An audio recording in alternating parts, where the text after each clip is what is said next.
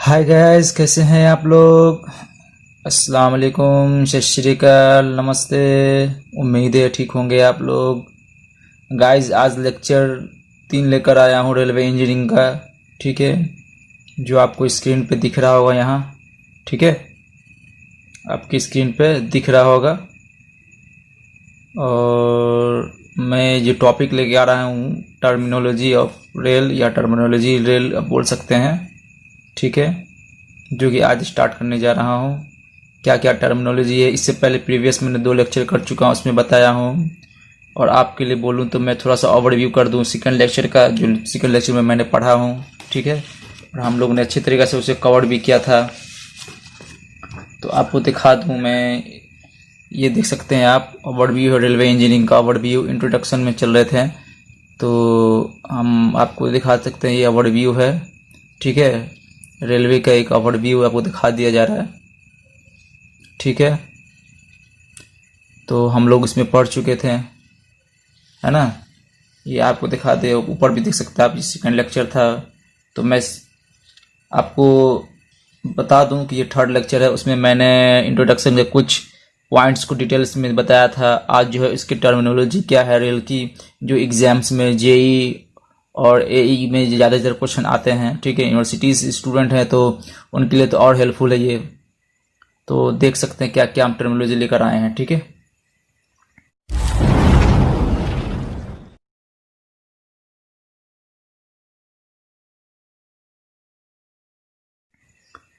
तो आप देख सकते हैं यहाँ। ठीक है, कोनिंग ऑफ रेल व्हील। अब ये कोनिंग ऑफ रेल व्हील क्या होती है, कोनिंग ऑफ रेल व्हील क्या होती है, वो अब हम आपको बताने जा रहे हैं। ठीक है, तो देख सकते हैं द आर्ट ऑफ, ये आर्ट है, ये शुरू में ही देख लें आप।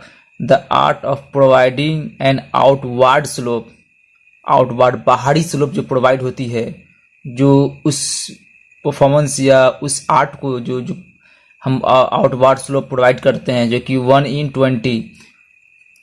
ठीक है, 1/20 जो हम प्रोवाइड करते हैं तो ट्रेड्स ऑफ व्हील के is known as coning of wheel. Coning कुछ नहीं है, एक आर्ट है जो कि हमें बाहरी स्लोप देना पड़ता है 1/20 के। ठीक है, तो आप इसको ले सकते हैं 1 वर्टिकल 20 हॉरिजॉन्टल। ठीक है, तो एक स्लोप होती है, तो उनको उसको प्रोवाइड करने में ही हम बोलते हैं उसको कॉर्निंग ऑफ रेल व्हील। ये आपको एग्जाम पॉइंट्स ऑफ व्यू से बहुत इंपॉर्टेंट है किसी भी कंपटीशन के लिए, और आप यूनिवर्सिटी के हैं तो वो और बेहतर है। इसमें तो आपको लिखना ही होता है पेपर्स को अच्छी तरह से फिलअप करने के लिए। ठीक है, इट्स मेड टू प्रिवेंट, इसको बनाया जाता है prevent the lateral moment of the axle and wheel. Axle और व्हील, एक्सल जिसपे व्हील जो मतलब ट्रेवल्स करती है, एक्सल है ना, इसकी इस दोनों के कॉम्बिनेशन से ट्रेवल होती है, तो इसी को बोला जाता है एक्सल एंड व्हील। जो कि इसकी लेटरल मोमेंट प्रोड्यूस होती है, उसको रोकने के लिए हमें cornering of railway, lateral moment को ही रोकने के लिए हमें इसका इस्तेमाल किया जाता है। ठीक है, तो ये आप तो जानते हैं कि कॉर्निंग ऑफ रेल क्या होती है। उसके बाद due to coning of wheels, coning of wheels the pressure of wheel is always near the inner edge of the rail. अब इनके थ्रू, इनके कारण, कॉर्निंग ऑफ व्हील के कारण जो प्रेशर पड़ता है व्हील का, वो हमेशा नजदीक होता है किसके, रेल के किनारे में पड़ता है। ठीक है, because it's provide more smooth running of the train. अब ऐसा क्यों होता है, क्योंकि अगर एज पर नहीं पड़ेगा तो ट्रेन की जो स्मूथ रनिंग होगी वो नहीं हो पाएगी। ठीक है, तो स्मूथ रनिंग ऑफ ट्रेन के लिए हमें प्रोवाइड करना पड़ता है कॉर्निंग ऑफ व्हील। ये बहुत इंपॉर्टेंट फैक्टर है, आप याद रखेंगे बेहतर है। ठीक है, कॉर्निंग ऑफ व्हील। ठीक है, आगे देखते हैं।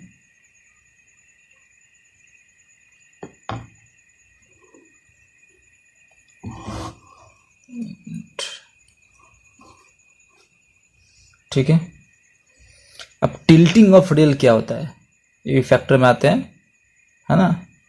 tilting of rails. Tilting of rails, the placing of rails of the track at the inward slope of inward. अब वो तो था आउटवर्ड स्लोप का, और ये है inward slope. The placing rails of the track, कहाँ, रेल्स ऑफ ट्रैक्स कहाँ प्रोवाइड करना है, इनवर्ड स्लोप इतना इतना, is known as tilting of rails. The main purpose of this treatment is to reduce wear on the inside edge of the rails in track. अब track के inside edge को, wear मतलब उसकी टूट फूटना जो होता है, वो ना टीयर वियर जो होते हैं, उनको रोकने के लिए, है ना, ट्रेन स्मूथ रहे, तो अंदर भी, अंदर की तरफ रेल में जो स्लोप प्रोवाइड की जाती है, ठीक है, जिसको हम टिल्टिंग ऑफ रेल बोलते हैं.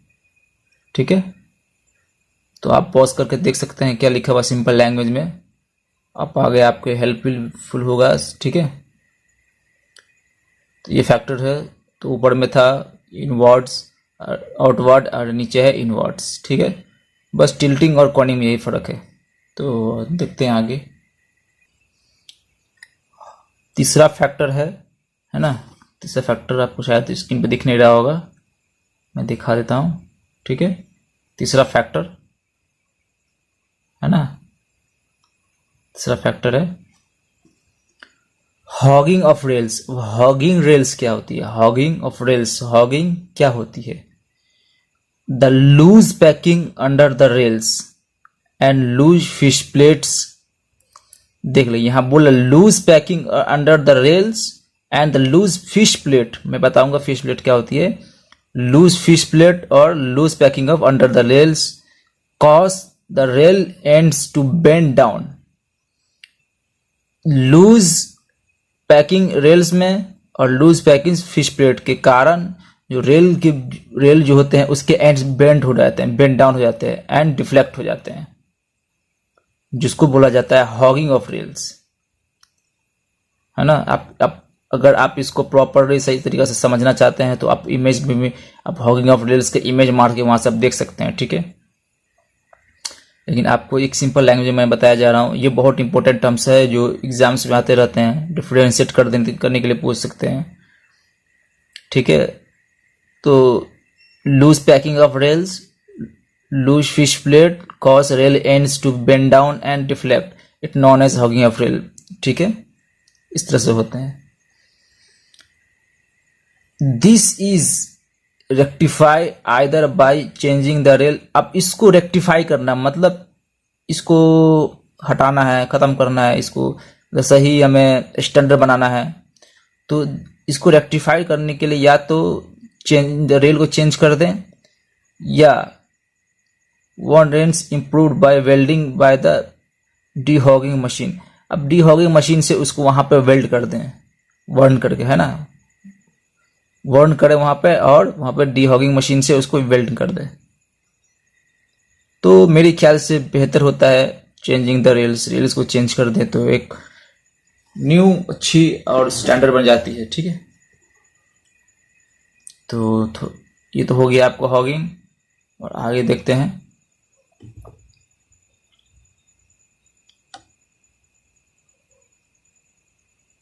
अगला फैक्टर है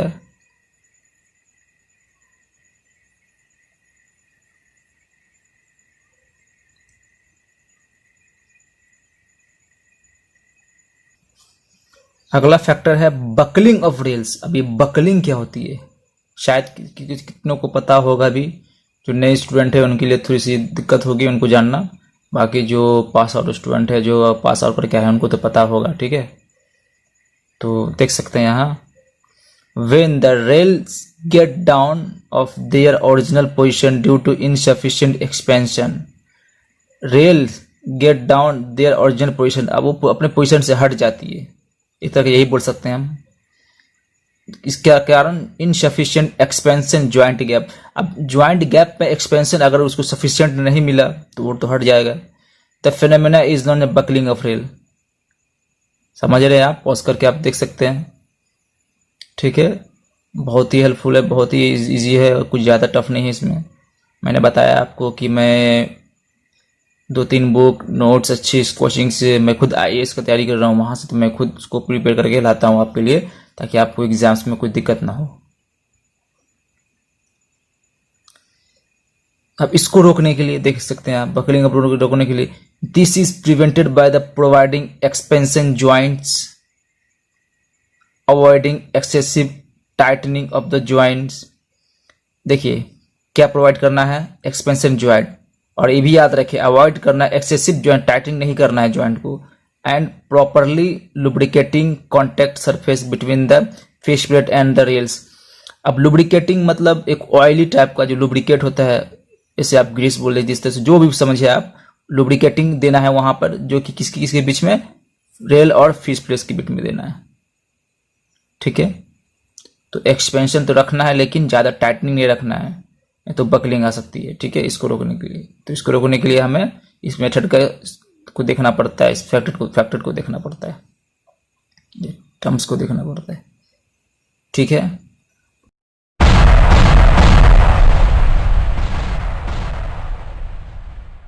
आगे देखते हैं fish plate. Fish plate, the fish plates are a pair of plates, pair होता है, pair of plates of design section, pairs होता है design of section, which are used in rail joints to maintain the continuity rail. देखिए कहाँ इस्तेमाल होता है, देख लीजिए आप, यहाँ रेल ज्वाइंट्स पे इसका इस्तेमाल होता है। क्यों? क्योंकि ये कंटिन्यूटी ऑफ रेल्स को मेंटेन करता है, to provide expansion and contraction. ठीक है, फिश प्लेट्स के थ्रू ही एक्सपेंशन एंड कॉन्ट्रैक्शन जो प्रोवाइडिंग होती है रेल्स में, ड्यू टू टेम्परेचर वेरिएशन। ठीक है, this plates bear vertically and lateral stress and resist wear.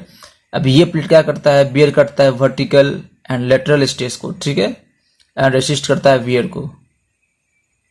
जो ट्रेन अगर मूव करेगी तो उसकी जो लेटरल स्ट्रेस और वर्टिकल स्ट्रेस है उसको रेजिस्ट करता है। ठीक है, अच्छे एक्सपेंशन और कॉन्ट्रैक्शन का फॉर्मेशन देता है।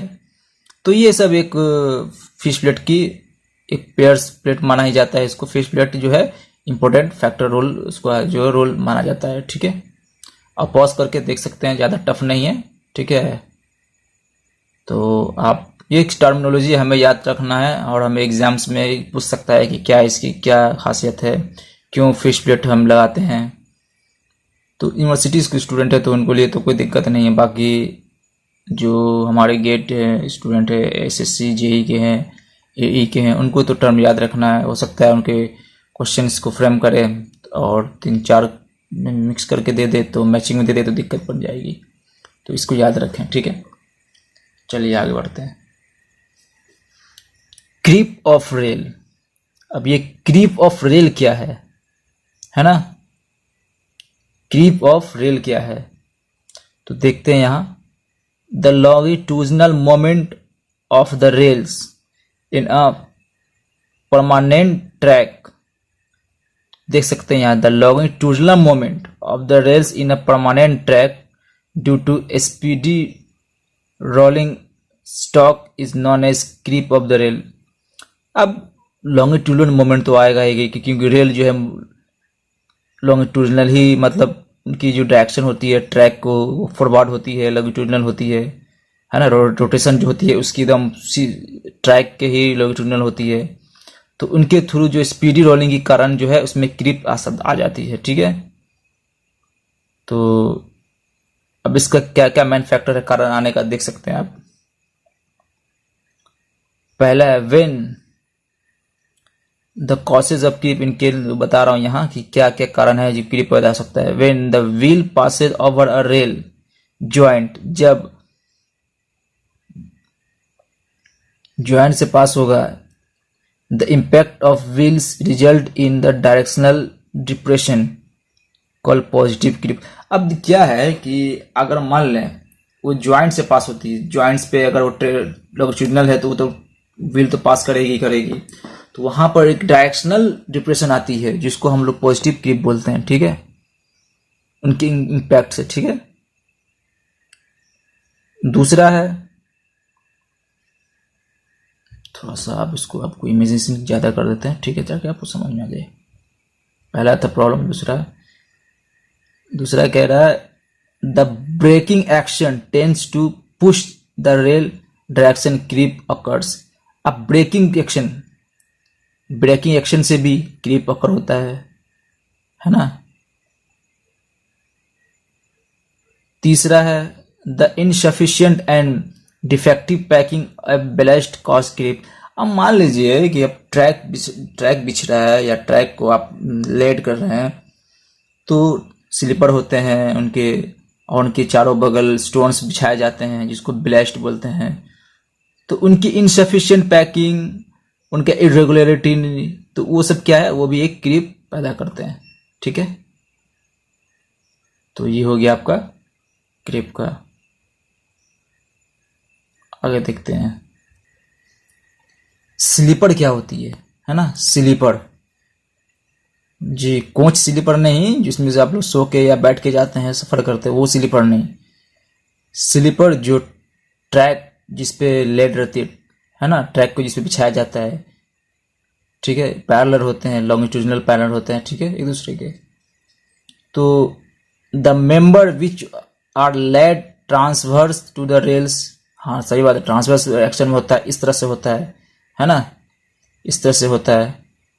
ट्रैक तो ऐसे होती है ना, ट्रैक ऐसे होती है, और ये इस तरह से होता है, इस तरह से। ठीक है, मैं आपको छोटा सा एग्जांपल बता देता हूँ। ये ट्रैक है, ठीक है, ये स्लीपर सब रहता है ना, आप देखते होंगे।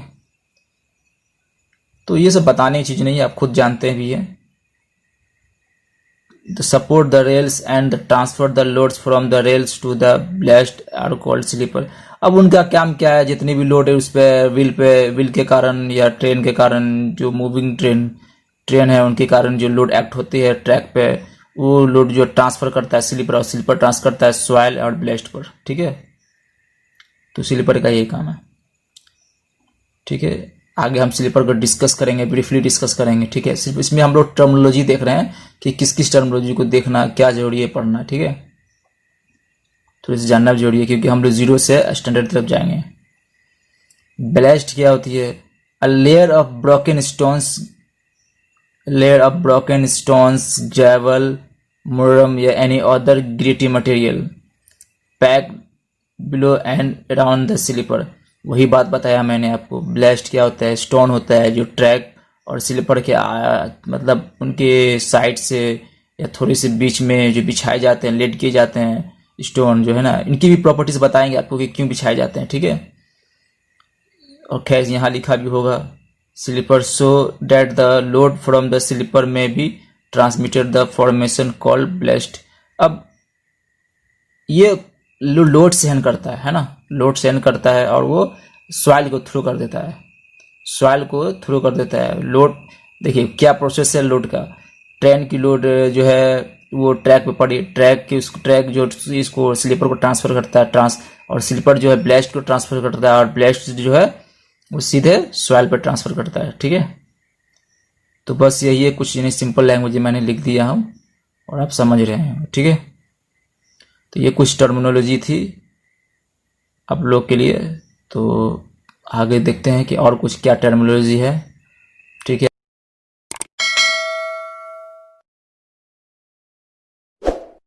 ठीक है, अगर सेशन अच्छा पसंद आ रहा है तो प्लीज़ लाइक कर दें, हमें थोड़ी सी मोटिवेशन आएगी क्योंकि हम खुद एक IAS के स्टूडेंट्स हैं। ठीक है, तो बेहतर होगा आपके लिए, अच्छे के लिए। तो चलिए आगे देखते हैं। जॉइंट्स ऑफ रेल, ठीक है, आप देख सकते हैं joints of rail. It should be strong as other position of the track. ठीक है, पोजिशन मजबूत होना चाहिए। It should just enough rail gap between the two rail, दो रेल के बीच में जगह होना चाहिए अच्छी खासा। It should be provide expansion. The ends of joint should not get flatter. उसकी जो ज्वाइंट्स की जो एंड होगी वो फ्लैटर और बेटर नहीं होना चाहिए। ठीक है, मैंने बताया भी है आपको। तो चलिए आगे देखते हैं। Wear of rails, the flow of rails metal due to abnormally heavy loads is called the wear of rails. अब क्या है, the flow of rail metal due to abnormally heavy load is called wear of rails. मैं बार बार कह रहा हूँ कि जब ट्रेन की जो फ्लो होगी वो एक अब नॉर्मली हैवी लोड प्रोड्यूस करेगा, क्योंकि इसकी स्पीड ट्रेन की बहुत ज़्यादा रहती है। In India the permissible limit of the rail wear is 5% of the weight and reducing wear और मतलब इंडिया में the permissible limit of rail wear, जो रेल की वेयर हो, जो कैपेसिटी है उसकी सहन करने की कैपेसिटी है, वो 5% उसकी वेट से ज़्यादा हो, है ना। तो यहाँ देख सकते हैं आप, the rail should be replaced when it loses it wish more than 5% weight oriented weight, ठीक है, वेट है, ठीक है, loses is weight more than 5% of its oriented weight. अब मान लीजिए कि कोई 50 टन का अगर वो कोई रेल सेक्शन है 12 मीटर का, जो जितने मीटर का भी हो, अगर वो उसकी वेट है 50 टन है, तो उसके 5% भी वेट में अगर वो उसकी वेयर कैपेसिटी घट गई तो वो उसको अब चेंज करना है, ठीक है।